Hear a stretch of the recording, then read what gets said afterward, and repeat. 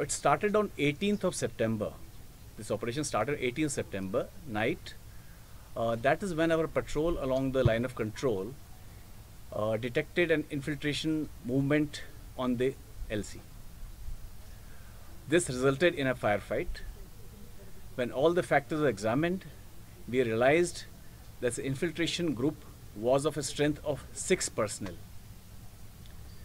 And when the encounter took place, 2 of these infiltrators had come across the fence while 4 were on the other side of the fence.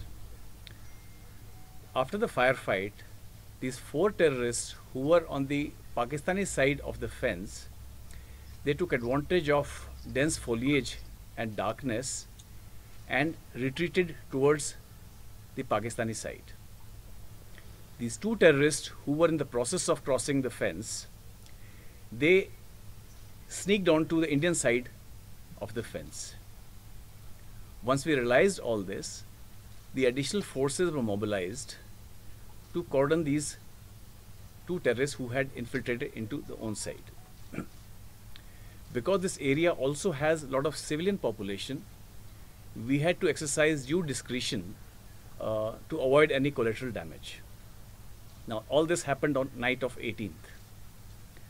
Thereafter, once the cordon was established by additional troops, these terrorists tried to sneak out in the intervening period, and finally our troops homed on to these 2 terrorists who were holed up in a nala on the evening of 25th September. Thereafter, an encounter ensued. Out of these 2 terrorists, 1 terrorist was neutralized on the morning of 26th. Once this terrorist was neutralized, his accomplice, he pleaded to us for us to spare his life. There was a lot of shouting. He asked us to spare his life.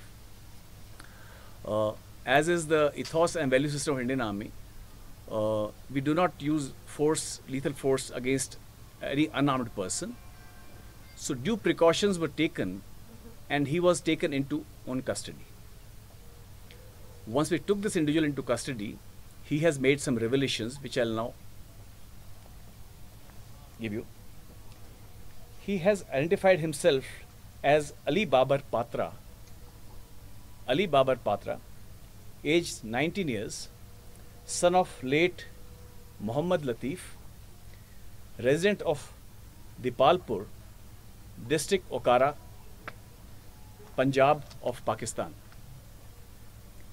He has admitted that he is a member of Lashkar-e-Taiba.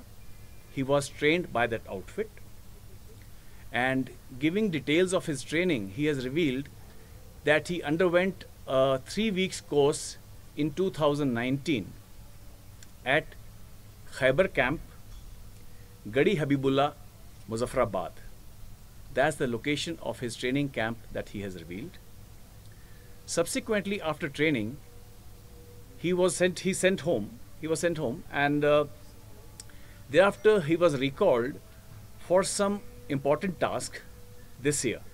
There has been a lot of movement in the launch pad across line of control. You would recall that their infiltration attempt has also been made on 18th when 3 terrorists were neutralized in the neighboring area. Now it shows the desperation of Pakistan when he sees that the peace and stability in Kashmir is something that is not to Pakistan's liking. So there is desperation to send in terrorists to create disturbance and some kind of a sensational strike. In last 7 days, 7 terrorists have been neutralized and 1 terrorist has been apprehended, and 5 of these neutralizations have taken place along the line of control. The major recoveries that have taken place is 7 AK series rifle. I'm talking about the recoveries only in this operation and the one that took place in surrounding area on 18th of September. He has also given the contact number of his mother. That's a number, I'll just give it to you. 0301 366 8927. I'll repeat the number. 0301 366 8927. While he claims, the surrender terrorist, he claims uh, that he was informed by his handlers, by the group, that he is to drop a supply in the area of Patan. That's the information he was given. He was told that he is going to drop a supply at Patan. But when we go over the recoveries and modus operandi, it is quite possible that these infiltrating groups had come here for some kind of a strike which went beyond just a supply drop. Now, if I invite your attention to the fact that this infiltration attempt was made in the area of Salamabad Nala,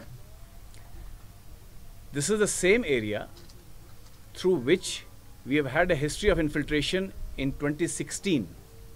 That is when a suicide attack at Uri garrison took place.